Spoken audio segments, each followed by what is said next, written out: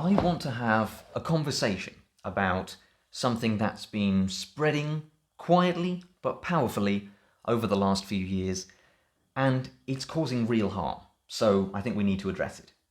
Andrew Tate's message is hitting a nerve with a lot of boys and young men who feel frustrated, ignored, or lost. And if you're not someone who's been pulled into that world, then you still need to understand what's happening, because it's already reshaping how boys grow up, how men think, and how women are treated. So this is a video for both of you. For those of you trying to understand the danger, and for those of you who feel Tate's message just pulling at you, tempting you.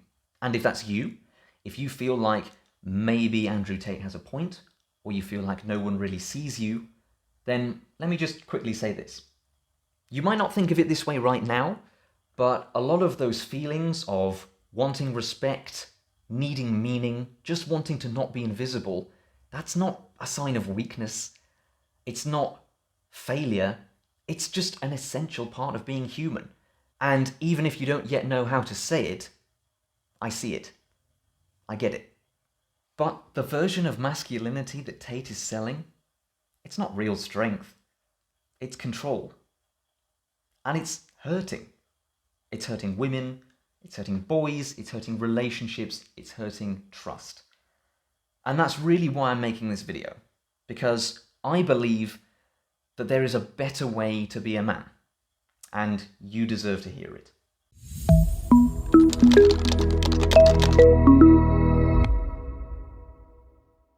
If you're already familiar with Andrew Tate, you probably know him as a former kickboxer turned influencer who calls himself the Top G and who claims to teach young men about how to be wealthy, successful, and dominant.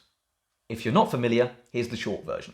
He became famous by flooding TikTok and YouTube with clips about male power, traditional gender roles, and getting rich.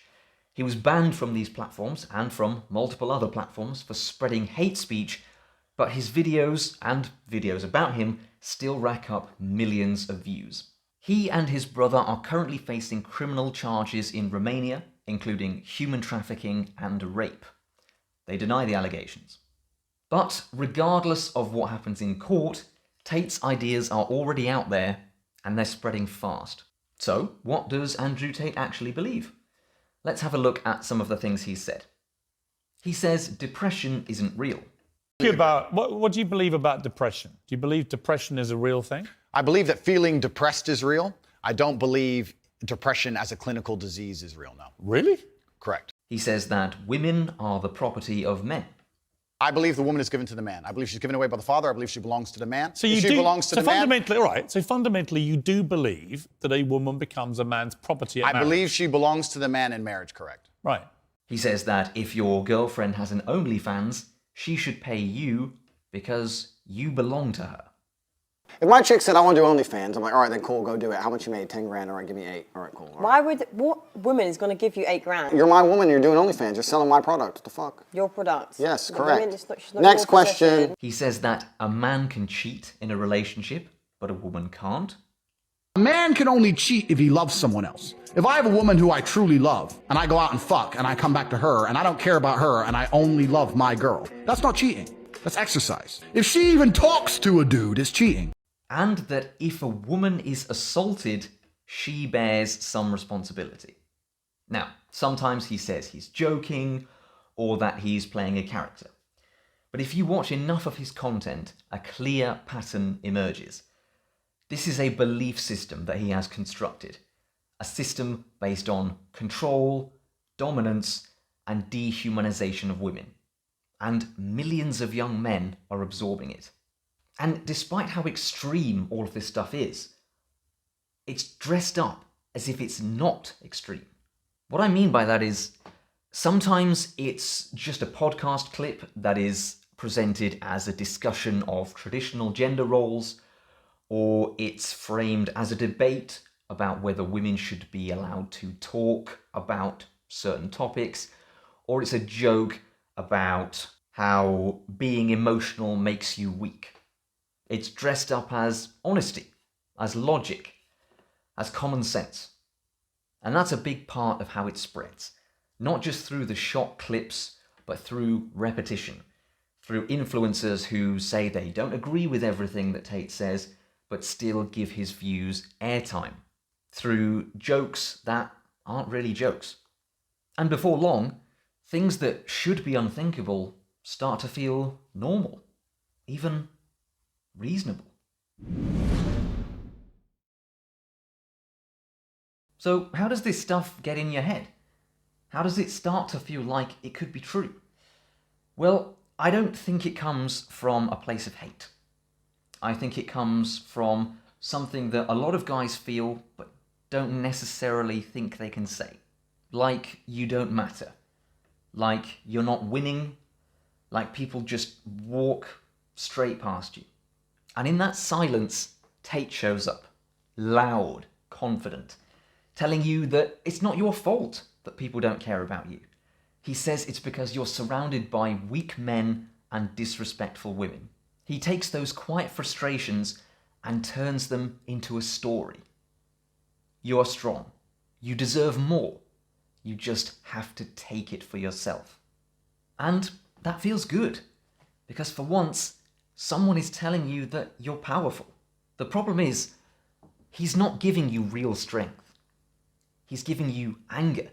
He's teaching you to see trust as weakness, to see love as control, and to see other people as competition, not connection. And if you live that way long enough, it doesn't make you powerful. It makes you cold, lonely, always trying to prove something and never feeling like it's enough.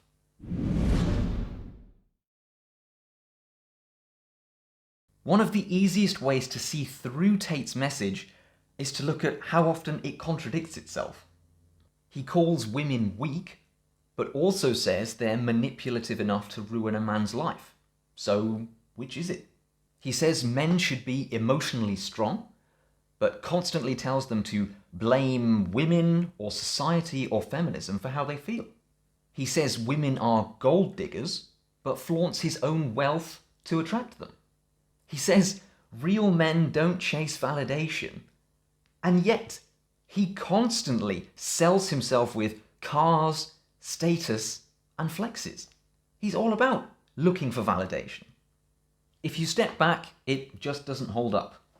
His message may sound powerful in short bursts, but it falls apart under its own weight. Because it's not about truth. It's about control. And when you realize that, you can step away from it for good.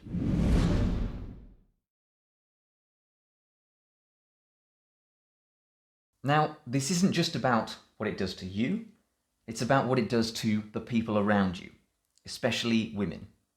Because when enough boys grow up thinking that strength means control and that women are beneath them, that has real consequences, serious consequences. In schools, girls are being harassed, told to stay in their place, interrupted, mocked, sexualized. Teachers are reporting some boys refusing to accept female authority, and some girls are saying that they don't feel safe in their own classrooms anymore.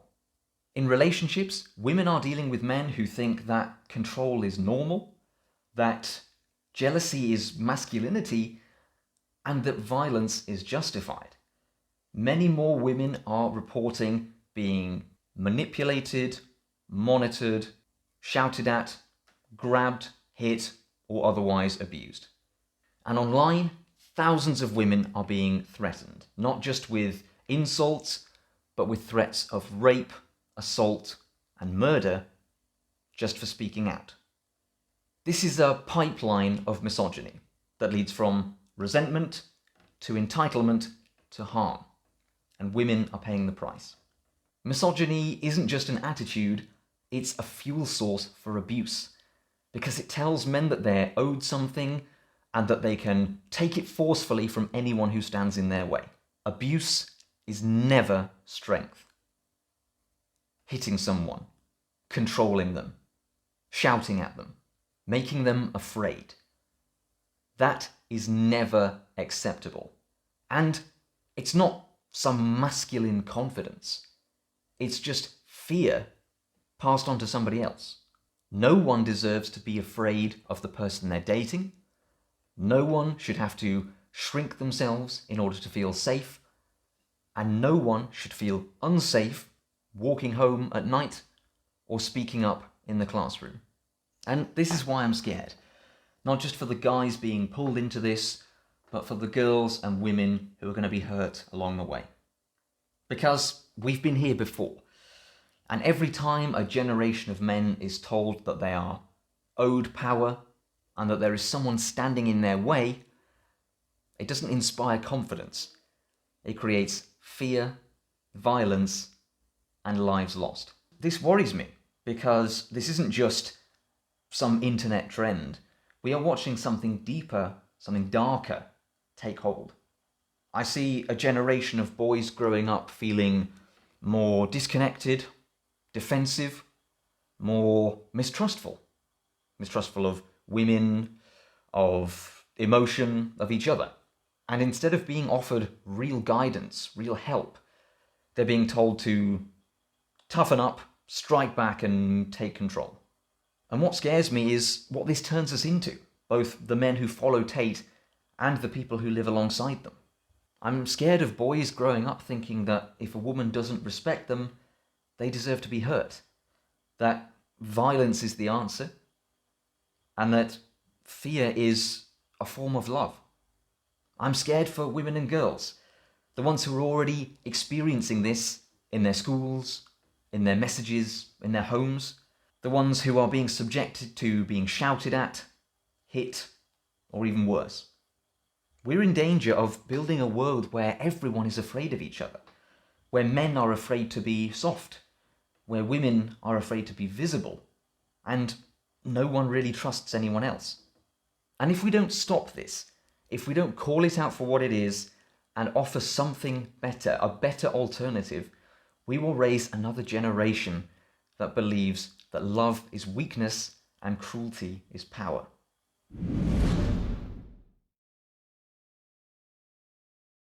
Before we move on, I just want to quickly say thank you for making it this far. This video has talked a lot about what is broken, but there's something else I need you to hear as well. Something I wish more boys were told growing up. Because the truth is, men and boys do face real challenges. We die by suicide more often. We're less likely to ask for help. We're told from a young age to bury feelings, tough it out, and go it alone. And that isolation is killing us. But the problem is, Tate doesn't fix any of that. He's built a brand around that pain and then sells you a fake vision of masculinity that ultimately makes it worse. And the only way to start healing, the only way to deal with this mental health crisis that so many men face, is to accept that these struggles are real and to talk about them. Even if it's tough, even if it's uncomfortable. There's a better way to be a man. Not a weaker way, not a softer way, just a better way. Because real strength isn't about control. It's about how you carry yourself when no one's watching. It's about how you treat people when there's nothing to gain. It's about what you can build, not what you can take. Being a man doesn't mean being fearless. It means being brave enough to be honest. Brave enough to feel things and to talk about those feelings, even when they're tough and when they're uncomfortable. Brave enough to care. You want respect? Earn it by how you treat other people. Earn it by showing up. Earn it by keeping your word. That might mean checking in on a mate who's gone a bit quiet. It might mean calling out your friend's joke because it's not a very pleasant joke. Or it might mean apologizing first because it's the right thing to do. You want purpose? Try building something that outlasts you. Help someone. Teach someone. Be the person you wish you had. And you can start small. Help your little brother with his homework. Stay late after football training to help them carry the gear back? Volunteer, mentor, or just get really good at something and then use that skill to lift up the people around you. You want connection? Try being honest, being vulnerable. Tell your mate you've been struggling with your mental health. Thank someone who had your back. Tell someone you care about that you care about them. Now that's real masculinity. That's strength you can feel. And you don't have to change everything overnight. Just start small. Apologize to someone you hurt. Stand up for someone who's being talked down to. Listen more than you speak. You don't need to perform. You don't need to dominate. And you certainly don't need Andrew Tate. The people around you don't need a top G. They need someone they can trust. Someone who listens and someone they feel safe with. You can be that man right now without having to hurt anyone. Now that is real strength. That is what a better man looks like. If you're still watching, thank you, really. It means you gave this a chance, that you stuck with something uncomfortable, that you thought for yourself, and that matters. I don't know where this landed with you. Maybe you agreed, maybe you're still figuring it out, and that's okay. This was about showing you that there's another way, one that doesn't rely on control or anger or fear, but one that's grounded in true strength, connection, and trust. Because I think you deserve that. You are not weak for feeling lost or for wanting more. And you are certainly not less of a man for caring about other people. And if something in this video made you pause and think, even just for a second, hold on to that. Because that moment of reflection, that's real strength. That's the start of something better. Take care of yourself and take care of the people around you. And if this video meant something to you, feel free to share it, to leave a comment or subscribe. Anything that helps get the message out there. Thanks again for watching, and I'll see you soon.